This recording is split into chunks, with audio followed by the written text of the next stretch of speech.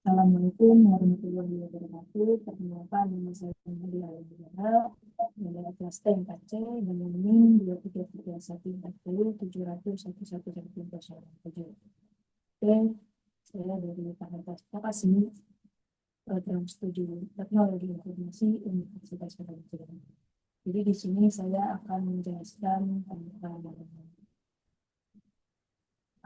basis data di mata kuliah pengembangan komputer. Masuk saja kita ke materi.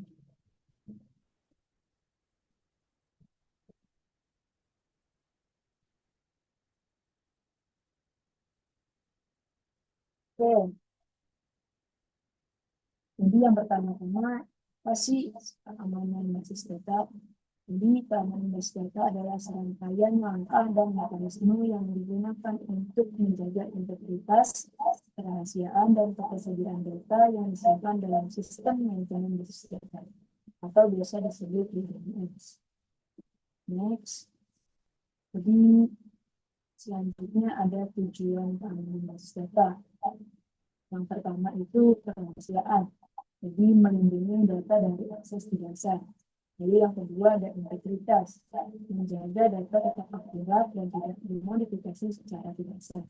Dan yang terakhir ada ketersediaan, jadi memastikan data selalu dapat diakses dan digunakan. Apa sih jenis-jenis ancaman keamanan basis data? Jadi yang pertama itu ada SQL injection, jadi di mana mengisikan perintah SQL berbahaya untuk mencari atau mengecek data. Lalu yang kedua ada remote access, jadi pengguna tanpa izin mengakses data sensitif. Lalu yang ketiga ada privilege exploration, yaitu pengguna biasa mendapatkan akses admin. Yang keempat ada data tampering, jadi data diubah oleh pihak yang tidak berwenang. Dan yang terakhir ada data leakage, dimana informasi sensitif bocor tapi tidak berwenang. Dan next ada penyebab terjadi penyerangan. Penyebab terjadi penyerangan ini yang pertama biasanya itu input tidak divalidasi. Lalu yang kedua query tidak aman, jadi langsung memasukkan input user. Yang ketiga tidak ada inskripsi data. Dan yang keempat hak akses terlalu luas. Dan yang kelima backup data tidak aman.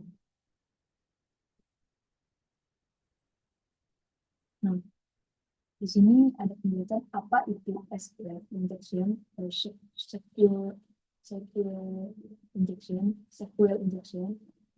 Jadi SQL injection ini adalah teknik serangan di mana penyerang mengisipkan injek kode SQL berbahaya ke dalam input pengguna untuk mengakses atau memodifikasi database secara ilegal.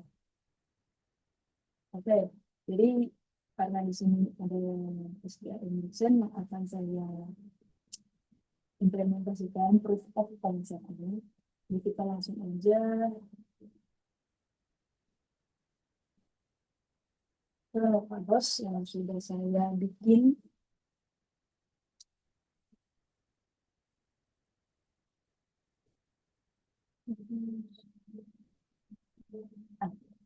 Jadi saya di sini udah membuat form SQL injection. Jadi sebelumnya itu saya sudah membuat database-nya, di mana yang bersihkan seperti ini.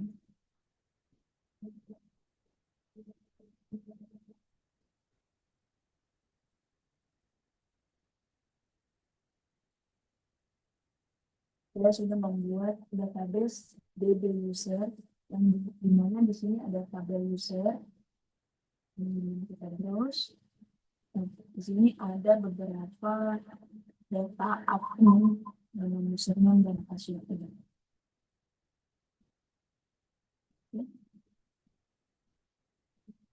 Lalu di sini juga saya sudah membuat beberapa data. Jadi yang pertama ada form login untuk memasukkan username password seperti tampilan awal secara ini. Lalu di sini ada halaman user PHP, di mana di sini kita bisa melihat ada kondisi database, terus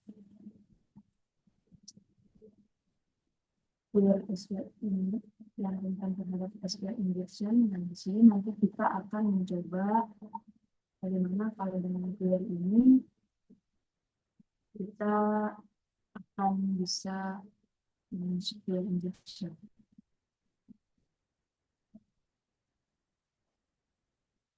Jadi di sini saya akan mencoba untuk SQL injection, tapi sebelum itu saya akan mencoba masukkan password yang benar dan meskipun benar.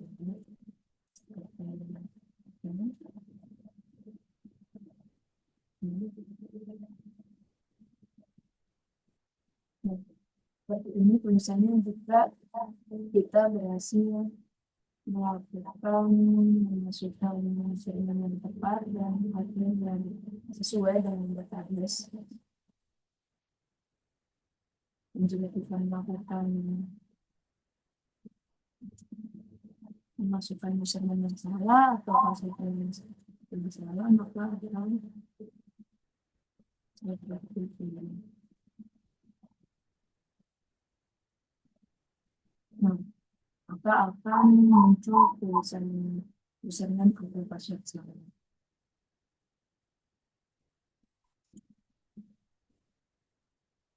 Nah, lalu bagaimana sih cara kita mencoba injection masuk di browser?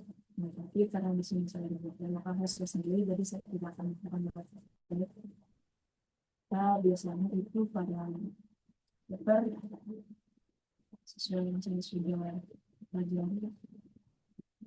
Yang pertama seperti admin, misalnya dengan memberikan titik dua, seperti dan passwordnya apa saja misalnya.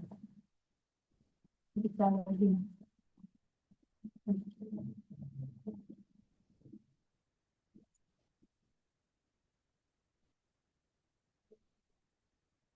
nanti akan muncul sintaks seperti ini. Kata error menekan mismatch interface salah, tapi ini si squirrel sintak ini masih tahu kalau kita ada.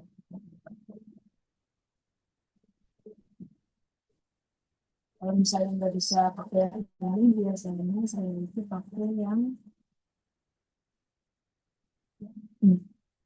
saya bikin beberapa data biar gampang diimplementasi ini.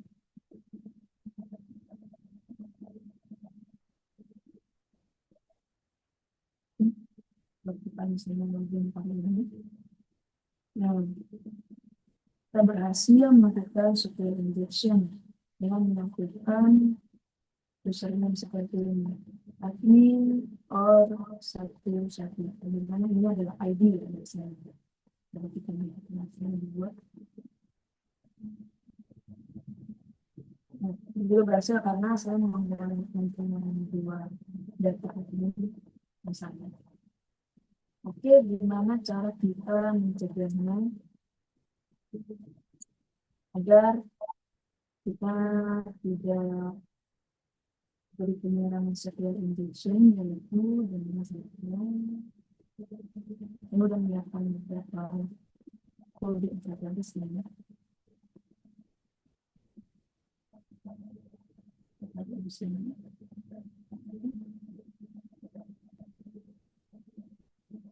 Nah, dapat terlihat kalau di sini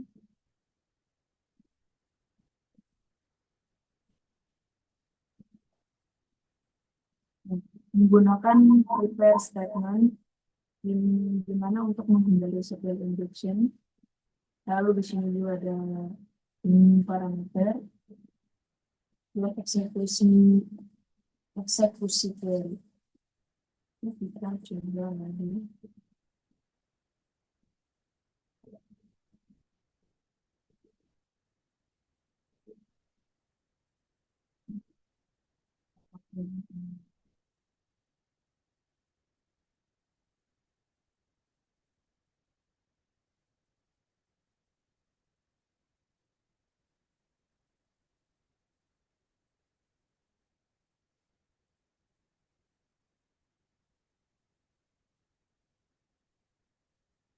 Nah, tadi kan kita udah berhasil ya. Sudah kayak gini, ada tulisan lagi berhasil. Tapi kalau kita kita ubah dengan memasukkan di parameter, return statement, dan eksekusi teori, maka si data ini nggak bisa lagi masuk dengan berhasil pada formulir yang dimana malah menampilkan kata error yang dimana di sini ada ini database test DB ini kita juga kita sama.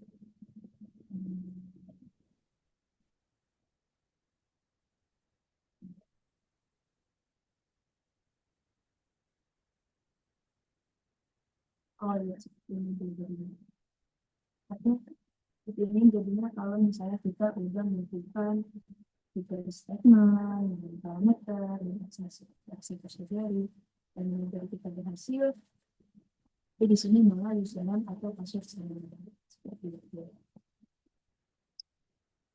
Mungkin cukup sekian untuk proof of concept-nya. Lalu di sini saya akan menjelaskan yang tadi saya bilang. Ini sih cara mencegahnya itu. Nah, yang pertama itu ada prepare statement.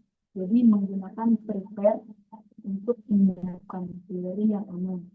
Lalu menggunakan placeholder untuk username dan password. Nah, di mana ini memastikan bahwa input pengguna tidak diperlukan sebagai bagian dari sebuah query. Nah, lalu yang kedua ada bin parameter. Nah, bin parameter kode seperti ini digunakan untuk mengikat parameter untuk input ke dalam query yang telah dipersiapkan. Jadi SSI ini menunjukkan bahwa kedua parameter username dan password adalah string. Lalu yang terakhir ada eksekusi query, bagaimana di execute menjalankan query yang telah disiapkan. Lalu di get result digunakan untuk mendapatkan hasil query dan memeriksa apakah login berhasil. Seperti itu.